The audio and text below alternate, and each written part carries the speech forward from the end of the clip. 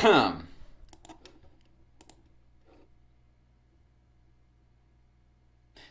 I am. Hey guys, Dave Duford here, Final Expense Agent Mentor. Hope you guys are having a fantastic day. I'm enjoying my cold brew coffee that I made just last night. It's delicious.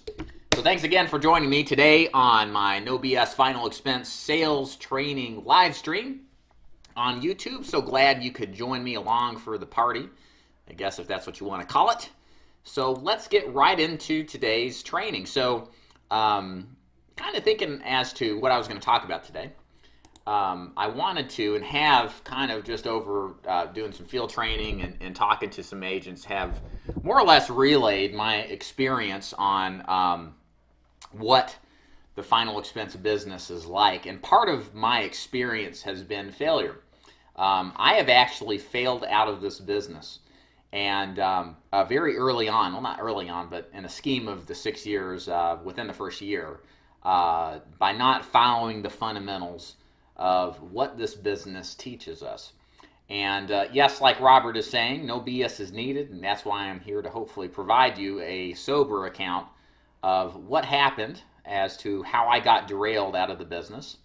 And luckily, the series and set of events that happened afterwards that got me back on track in the final expense after I promised that I'd never come back into it, and how I've luckily been able to stay afloat and continue on all these years. So the whole purpose of this video is not to brag or share anything. Certainly sharing failures is nothing to brag about. Coming back from them is on a certain level. But really the reason that I'm doing this training is because I think it's really important, especially for new agents that are looking to get into final expense, and especially for those agents who I know are watching this video, have seen some of my training. Maybe they are frustrated with the results and they're looking for ways to improve their sales presentation, improve what they're doing, because they're not getting the results that were either promised to them, or in some circumstances they were getting, but all of a sudden things changed dramatically. So what I'll say is this. That's really the goal of what I'm trying to accomplish here, is just to share an experience that hopefully some of you out there that match what I've just described will find a lot of similarities in, and hopefully a little hope out of it. I think that, and I jokingly but half seriously say this at times, if you haven't seriously considered quitting the final expense business, then you really haven't been in it long enough to consider yourself an advanced agent. The unique factor of this business, as we'll get into a little bit later, I won't get too much into detail because I want to share my experience with you firsthand, is that this business is so simple it's complicated. It's really the way this business has been done is the same it's been done for decades. In fact, what I'm doing in 2017 is the same thing that I was doing prior to me failing in 2011. The people are exactly the same. The lead system is exactly the same. And it's just so simple that it can really throw a loop for a lot of people who otherwise like to be creative and think of ways to improve upon processes, like I am to an extent. So without further ado, let me kind of give you a kind of a quick overview of where I was when I started in the business, and where I went that really caused my ultimate demise, and then ultimately got me back on track to getting to the point where I was stable and profitable all at the same time.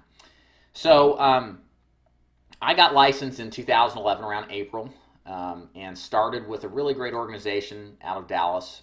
Their name is Equita. In fact, if you guys are looking for an agency to work with, definitely look at them. They're very good people. I have nothing but good things to say about them. And I came under the tutelage of a guy named Andrew out of Atlanta, top producer with them, had been for and continues to be for years and years and years. Guy writes 200,000 plus a year. Is a great agent, great trainer, funny guy too. And if he's out there, thanks for everything, of course. I owe a lot to him. So when I got started in the business, it was very simple. It's the same thing I do when I take a new agent along to train with me. I say, hey, look, come do a day or two with me. Let's just show you what this is like, kind of give you a feel for what to expect out of this business. And so I rode along and watched and thought, wow, you know, this is pretty simple. You just door knock these leads, show up on a preset appointment, maybe you call them ahead of time, offer what you have, and then present some options and ask for the business. Rinse and repeat. Very simple, and it is. And once I got trained up, went out and bought some leads. Did okay my first week or two, then really kind of got some steam. Was writing about $10,000 to $12,000 a month. All this time I was actually doing it part-time because I had a personal training fitness gym that wasn't doing so good but was still providing income. So I wasn't ready quite to leave it yet. And my thought was, well, I'll give Final Expense a full-time effort, even on a part-time basis, for maybe 4 to 6 months, see what happens. And then if I like it, I'll close the gym down and then I'll jump into that full-time because I see some opportunity in it. So, and it worked out. Everything I thought it would be actually occurred, just the way I described it. And so I was chugging right along, doing well, and ultimately got to the point where we had some lead issues. I transitioned to another agency, similar to Equita, and nothing personal, just business. And this is where the problems began. I transitioned because I felt stymied by my commission level. And the lead issue is really the big thing. I wasn't getting leads, I thought, as consistently as I should have been. There were some issues, and we all have issues with leads. It's just being forthright and transparent and make sure that your agents understand there's ups and downs of lead flow, because there's no guaranteed, hey David, how you doing? There's no guaranteed consistency to everything. That's just how any business is. But when I got over to this new organization, I was doing just fine, and I got to the point where I got overconfident. I thought, this business is really interesting, right? You have to get in front of 25 people a week, or if you buy 25 leads, if you're a good agent, you're going to sell 6 to 9 of those deals, probably 6 to 8, okay? So that means I'm spending all this time talking to, 19 to 16 of these people who may express interest but aren't qualified for whatever reason. So my creative juices flew, and I decided, well, what if there was a way to completely eliminate those groups of people and just focus on seeing only the people who actually would buy? There must be a method utilizing marketing, through a direct mail piece or something like that, to where I can just sit down with people who want to buy. We all think that, I think, of what I've realized in all industries. We try to take a process and then simplify it or optimize it, one or the other. And so I went to work and developed a lead piece that actually was very specific. I mean, if you've seen a Final Expense lead piece and you see what mine is, it's night and day. It's basically the sales pitch on the lead piece card. So I sent them off. I actually got some people to buy from them. And it was not a negative ordeal, but what had happened in the meantime is that this obsession, as I would call it, with trying to optimize my system, I got away from the fundamentals.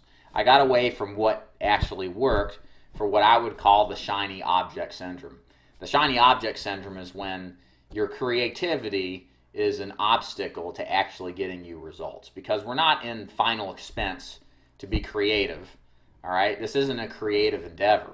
It's a business, and it's work, and it's been pretty much ironed out. And I took that for granted as a new person. See, I came from a business and personal training where I created this advertisement. I studied a lot of marketing, Dan Kennedy, if you've ever heard of him, lots of those guys. And so I had this bias coming into Final Expense that I could make this better because I had some sort of better understanding of marketing. What I didn't understand were the people. I didn't understand the market itself. And I decided to let my ego get in the way, and my creative side, my ego-driven creative side, to get in the way of what actually worked. And so all the while I was making this thing work with these cool little lead pieces, I wasn't working the other system, and I wasn't working it as hard. And so what ultimately happened was, I got results with this thing. But the funny thing is, even dealing with the deadbeats and the people who frustrate you, I still got better results using that system, and which I didn't expect. I expected, because of all these things I'm adding to this lead piece and this marketing method, that I would somehow do better. And it just wasn't the case. And so all the while, I had made some modifications to my lead program. I will say the organization I was with dropped the ball in not explaining how the lead programs worked. Big deal when it comes to this business. You got to work with somebody who will make sure to understand and clarify things. I got a bunch of people back that were not final expense quality, and it was largely, hey, Daniel, she's beach body coach. Yeah, I know what you're talking about. Yeah, so I got a lot of prospects from the lead system I was working that just weren't what I would call good material. And so it was just this like perfect storm. I put too much into this idea I had, the money and the resources I didn't have. I got away from the fundamentals in doing so. And then combined with that, I also had a circumstance where the leads I was getting from the traditional source, they weren't the right market or right group. And so it was kind of this cataclysmic force that put a ton of pressure on me. And I got to the point, I remember the time I quit. I was running appointments, and I got to the last one of the day. I remember it specifically. I was parked in a church parking lot in Chattanooga. I had a shitty day. I didn't sell anything. And the note on the card said, call me before you get here. My appointment setter set it up, and she said, yeah, he's interested, but call before you get there. So I was mad. So normally you just go do it. You don't call ahead of time. You just run it. But I called anyway because I was frustrated. And so I called, and it was the son we talked to, setting up the appointment for his mom, who they lived together. Well, the mom answered. Mom said, hey, this is so-and-so. Says, hey, Mrs. Jones, David here, just confirming our appointment tonight about life insurance. And she said, what are you talking about? I literally just had 2 guys who sold me a policy walk out. Like, they just sold me a policy right now. And I was just completely deflated and frustrated. And I said, that's funny, Mrs. Jones, because, your son said I could come and help you out. And she says, I'm sorry you think that's funny, Mr. DeFord, but that's what happened. Have a nice day. Click. And that's the moment I quit. I was completely emotionally spent on dealing with deadbeats and the frustrations of what I was doing. And ultimately, deep down, I knew that it was my fault for detracting from what worked. I let this brain of mine get in the way of the all too simple yet complicated approach to selling final expense. It sucked. I had to go to my wife. We had my son David at the time was a 1-year-old, and I had to tell her that, that this wasn't going to work out. And it was, even right now, it's embarrassing. And especially to go to my wife and say that I failed is not something that you want to do. If you've ever done it, it wasn't good. So I had to bite the bullet. And at that point, I was emotionally divorced from final expense. And I said, you know what? I'm just going to look around and do something else. So I got a job, and I worked for a company called Aramark, selling uniform services. And I made a decent salary to begin with, as associate sales position. And it was funny because this was my first job, right? So I've always worked for myself in a professional capacity up to this point. I was like 26, 27, something like that. And I never worked for anybody else, and I absolutely hated it. I started working there, and I never knew what corporate bureaucracy was until this. I never knew what it was like to have somebody work in a job they hated, and they would bitch and moan about it, but they would never do anything about it. And they would spend literally years working for a company they could care less about, that they didn't want to deal with, that they pretty much despised of really deep down, but would never, ever solve the problem. And so I looked around and I saw all these people, not just in the selling, but also in the administration, the management, and all aspects of the job. And I never saw anybody that actually enjoyed what they did. And what I saw was kind of like death warmed over. It was miserable. And these guys, they liked each other, and they're formal with each other, nice. They're good people, don't get me wrong. I'm not, disrespecting them. But you could tell that they just went along to get along, as the old saying was. And I realized, I thought, God, I can not imagine myself. Does that sound familiar, Brian? I could not imagine myself sticking in something like this, because it was just completely sucked the soul out of me. And I never experienced this, guys. I mean, I've never worked for anybody else, so I felt like a newbie. And so I was 6 weeks into the business, and I was sitting there on the couch with my wife, and I said, I'm going to get back into final expense. If there's a way, I'm going to do it. And so I schemed my way into how I was going to do final expense starting off the right way, like I should have done before I did all the stupid crap that was just not timed well, nor smart and prudent to do with either, and got back to work. I was lucky enough in my wage job that I could flex my hours. So I would go out after 2 or 3 o'clock in the afternoon. I'd work till 10 o'clock at night, 2 or 3 times a week, once on Saturday, all day Saturday. And I did that for 5 or 6 months until I got an advancement at the job. Just because the other guy quit, I had to fill his role as a salesperson. And then I was under a little bit more scrutiny at that point, unfortunately. But I still made it work. I would work Monday through Friday, put my time in and my requirement in at my sales job, my wage job, and then do the same thing. I'd run about 12, maybe 15 appointments a week selling final expense.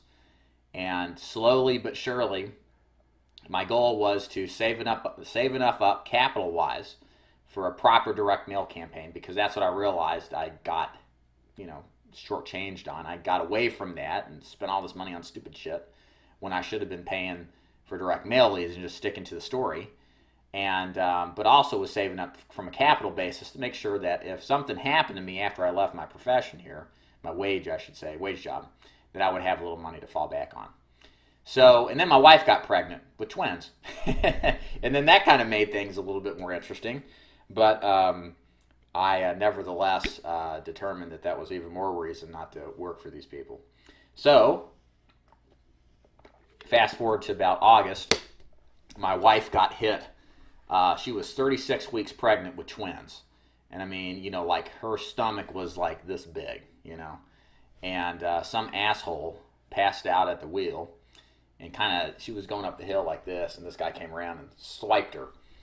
And that was my last day in the field selling Airmark. And I remember flying home at 95 miles an hour down the highway to get to her. She was okay. The babies were fine. They delivered via C-section a little bit early, but they're actually full term, so it was okay. But I put I went on 3 months maternity leave, or I should say paternity leave, in order to keep my health insurance, but went right to work selling final expense full time. And here I am. And that was back in 2012. Wow, I can't believe but 2013, I think. So it's been almost 4 years since I've left those guys at Airmark. I can't believe how fast it's been. So that's the story. Let me tell you kind of the lessons I learned. In fact, I've taken the time to recap here in my notes, I think, what are the most important things. The first thing I'll mention is a saying. Methods are many, principles are few. Methods always change, but principles never do. So this is an important saying. I forget where I heard this from. I think it was some weight training fitness thing that I heard about the fundamentals of weight training, and how the basics are usually what gives us the most strength and development from a fitness perspective. Well, in the sales game, it's the same thing. Specifically with final expense, it's all about the fundamentals. I mentioned from the outset that in the beginning in this business, this is so simple of a business that it's actually extremely complicated. If you are halfway intelligent, you'll try to think your way into failing. And you won't do it purposely. You'll just think that you've got some better method or some better idea or some better way. When the reality is there's so many people in this business all over the nation. Many of them have tried the same things I did. I didn't realize this till later on, and I started recruiting. And the same thing happens. It sucks 99% of the time. It's no better than a boring old direct mail lead campaign. And so that's why it's important to do the fundamentals. You don't need to be a guinea pig for a new lead program or some newfangled idea. If you just want to come into final expense and give yourself the exposure to the best and most opportune way to do things, the fundamentals are where it's at. So what are the fundamentals of final expense? Hopefully by now you know. Number one is direct mail. You've got to do direct mail long term to succeed in this business. Now there's always exceptions to rules. There's ways to get to that point, like doing seminar marketing like I teach, or telemarketing marketing, or even Facebook leads. But ultimately the goal is to get a guy on a steady flow of direct mail leads. We just see everybody on convention, when you go on convention, they all do direct mail. And they're all doing basically the same thing. It's not some secret sauce card or anything like that. It's that the secret sauce is in the system and following it. And that's where most people really get shortchanged, is it's not some intellectual secret. It's just the fact that you buy leads, and you buy them Even if you have a bad week or a good week, you're committed to what it takes to do business in this arena. And the guys that get away from that or get scared of doing that or think or develop some newfangled idea, they're always the ones that never really grow and never work through these things, unless you learn from your experience like I did. So fundamentals are where it's at. Guys, like I said, I'm 6 years into this business. I'm literally doing the same thing right now. Tomorrow I'll be going on preset appointments developed by direct mail final expense leads. Hopefully I'll run 8 to 10 appointments. It'll be a long day tomorrow. And it's the same thing I started with when I first started in this business in 2011. A lot has changed since then, but a lot hasn't. And direct mail and final expense is still where it's at. So the fundamentals, and face-to-face sales too. There's obviously telesales agents out there, but again, there's just more of an odds of success if you do direct mail. So the fundamentals matters. And on a bigger scape, a bigger perspective, really the key thing is to get in front of final expense prospects by any means necessary. Direct mail is the easiest, most turnkey way to do it. I teach people how to do seminars, and I do have people who do seminars on a full-time basis with success and make more money than a lot of direct mail agents do. The secret to their success is almost the same process. They just always are setting seminar appointments. They're always doing seminars. They're not doing a month of seminars and off and then on and then off. They're always committed, and they're always filling the pipeline with more seminar leads. So that's an important distinction to make. The bigger picture is you've always got people to see, and you're always running appointments. That's kind of the biggest fundamental. And really the other thing too is that I really think that, deviating from the basics again, while there is always the opportunity to make an idea work, ultimately you never know if it's going to work until you try it, and most of the time it doesn't. Stick with the basics. Don't get detracted. Do what works well, and do what it takes to get in front of people. Because, you're not going to be able to develop some newfangled system that will just send you hot prospects who are ready to buy. The reality of sales is you've got to see people. You have to physically go to them, talk to them, and qualify them. Because many people read a card or a marketing message differently than what we think they read. And also the other factor is this market. It takes some time to understand the final expense market. It's not like what you think. It's a different group of people, I'll say that much, and they respond a different way. Many people don't want to be they don't want to reply to a letter in the mail. They don't want to do a full read through of an 8-page sales letter, or listen to some 20-minute voicemail recording about the sales product itself.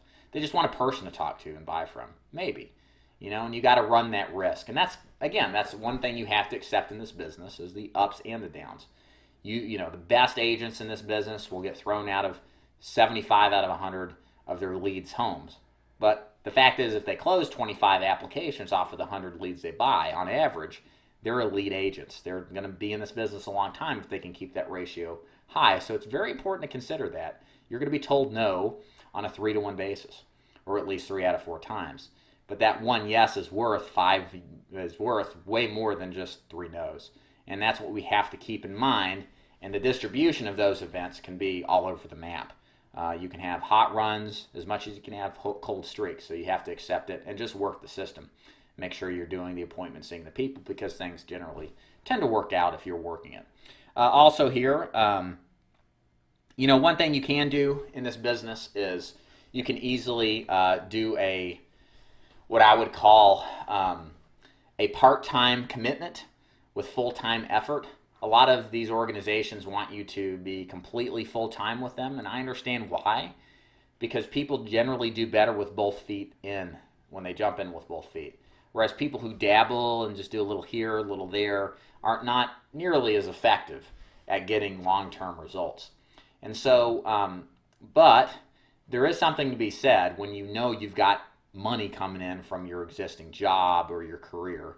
And that was one thing that was good about working at Aramark, is that I knew I was going to get paid something. At least I could pay the major bills, right? I didn't have to come under pressure financially, because if I didn't make the sale selling final expense, I'd be out of it, because I had a base salary with them plus a little spliff if I was making deals. So it was enough to know, hey, I don't have to worry about being desperate or having to go these closing deals I shouldn't.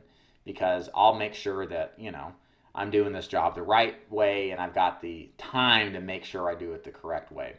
So since then, I've taken on lots of agents on a part-time basis. I think it works great. If you got a job and you're not ready to jump full steam ahead, don't worry. Commit though to a specific schedule on a part-time basis. Do like what I did. If you got to work Saturdays, you got to work Saturdays. If you want the opportunity to be successful in this business, then you'll do things like that, make compromises over the short term. That's just how this world is, how things work. And you'll run some appointments during the evening after your full-time job is done for the day. So make sure that you're doing that and making that commitment. But you've got to be committed, and you cannot dabble. If you're writing a little business here, skipping a week here and there, look, it's not going to work out. And you're better just to take your time getting in this business to save up and have a bankroll of capital stored so that you can do it the right way. A couple things here. Brian says, oh, the memories. Yeah, I know what you mean, man. Daniel says, just do what the person does you want to be. That's exactly true. Do you ever get tired of the same conversation every day? Nah, I don't know. I mean, not really. I mean, Daniel, if you did a ride along with me, you'd see that I kind of run my business a little differently than I used to. I don't really do a lot of small talk unless I'm actually interested in the prospect. I usually get the business right away. And, if it works, great. If it doesn't, no big deal. I'm very matter of fact. But I build a lot of trust and rapport in the process of that, that kind of approach. So, but no, there's always interesting people that you run into.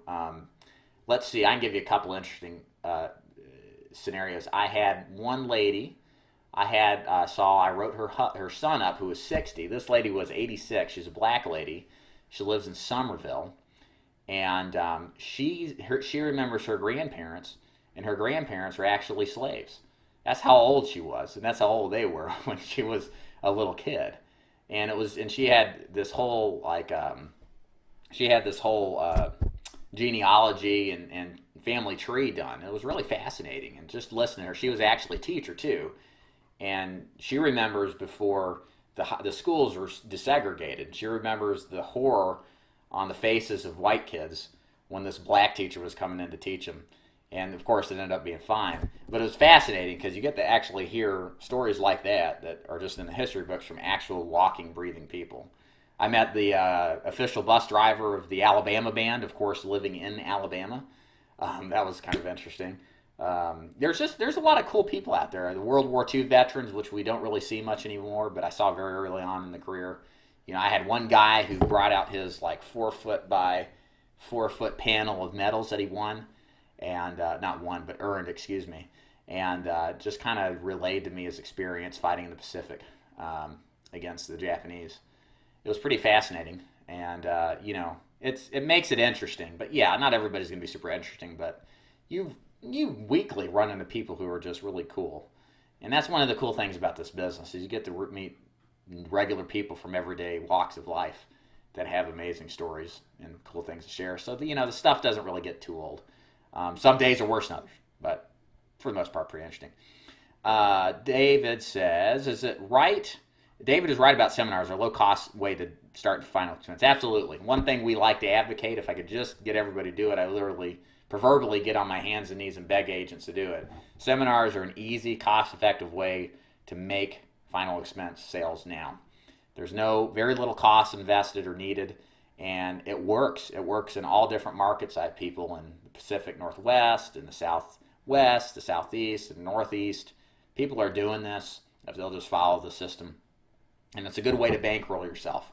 The goal with seminars for most of the time is just to make some sales, to initially make a bankroll of cash, and then to take that, or at least a portion of it, and put it into direct mail. So you can get on a weekly, consistent direct mail order flow, but it doesn't work very well. David says, be patient and build a bankroll. That is what I'm doing right now. Yeah, exactly. That's perfect. That is the goal, is to, again, be in a financial position to weather the storm. Two things that work, two things that are the two reasons agents fail in this business is, one, they just find out it's not for them. Or they just can't deal with what makes this business difficult, which is dealing with people. It's dealing with ups and downs. waking up unemployed every morning. That's essentially what you're dealing with. The number 2 reason is the lack of capital. They get involved in direct mail. Somebody sells them on how direct mail is great, and they've only got $1,000, but they'll make it. Their first run, not so great. They're kind of doubting themselves if this is right. But the reality is they really haven't given themselves an honest shot.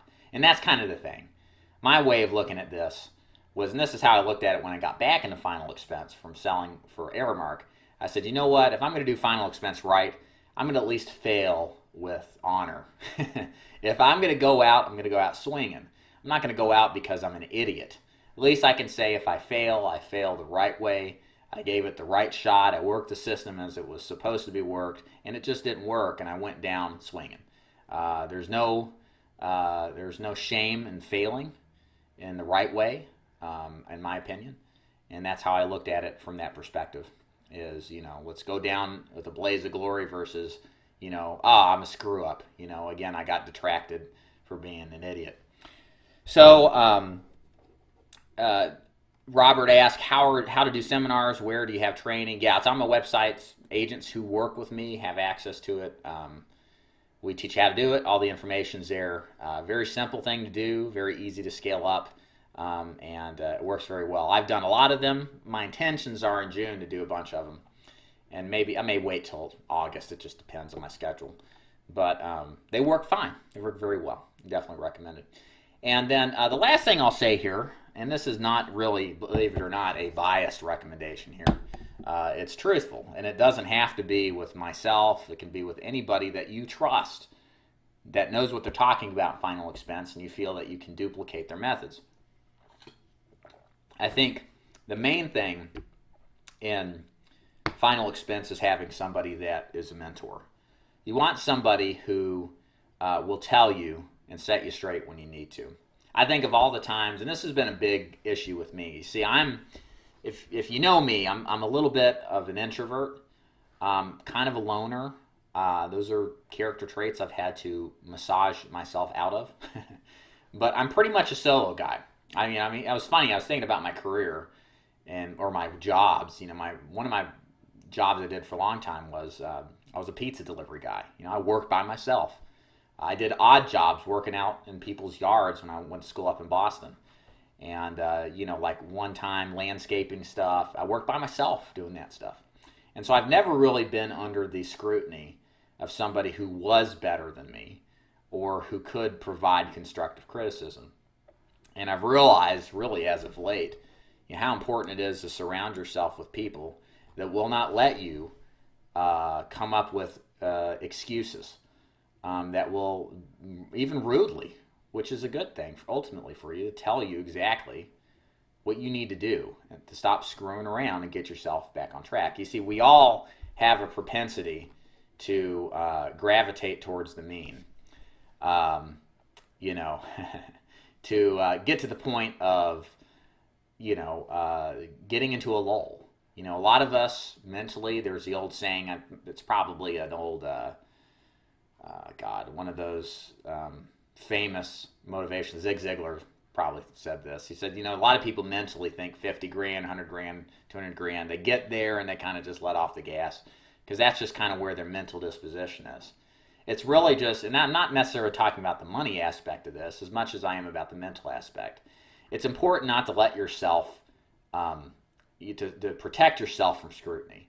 And having a mentor, an upline that you can be honest with, that will be frank with you about these things and tell you what you need to hear even if you don't want to hear it is really, really, really important. And I think back to the screw-ups I did. And I'm glad I did them now. I can look back and I can laugh at them. At the time, it was horrific.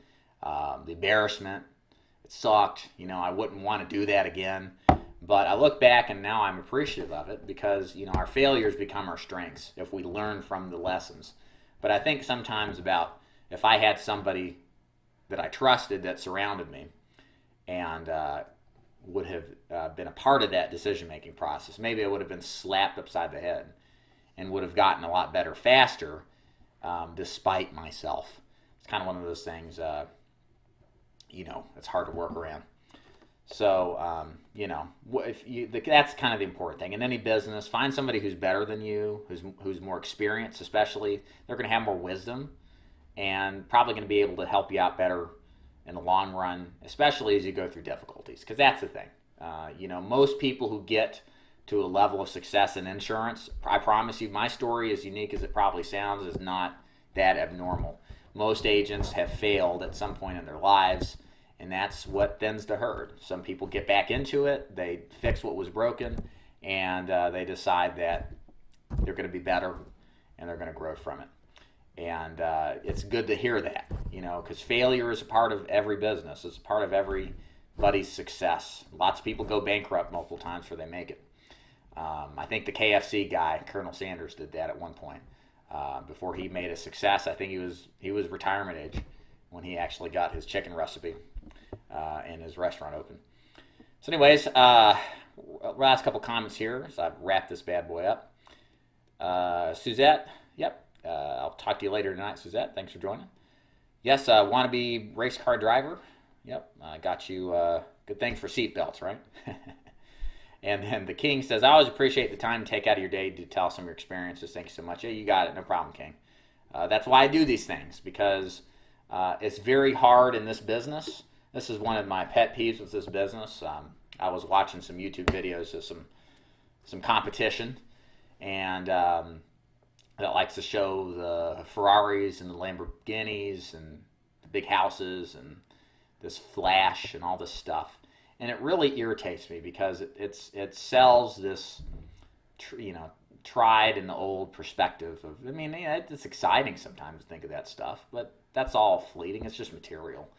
What really people need to hear is stuff like this. They need to hear that, people who claim to be the final expense agent mentor have failed and have done so miserably. And that there is no such thing as this idea of perfection or flawlessness, that we're all human and we screw up. And it's good to hear that, because that's just the reality of what we do, and what we all go through. Even Tony Robbins said, best thing you can do for yourself for self-development is, number one, listen to tapes like his to better develop yourself, from a mental standpoint. Number two is to read biographies and autobiographies. And what you find out is that most of these people who are lauded at the top and praised for being successful and are cast in this image of perfection and never having difficulties or issues, they all failed. They all failed miserably early on. It's really never ceases to amaze me how many of these people from all walks of life and all different industries have done and experienced failures, dramatic failures, sometimes multiple times over, until they finally get it right and learn from their lessons. So that's what I try to convey in these videos, and I hope you guys see some value in it. Other than that, gentlemen and ladies, thank you so much for watching today. I do hope that you have learned what not to do in order to stay in the final expense business. It all comes down to fundamentals after all. It ain't a complicated business. It's pretty simple. So keep it simple, guys, and I will see you next Monday. Might be on Wednesday. I do live streams occasionally, just for the heck of it when I'm between appointments.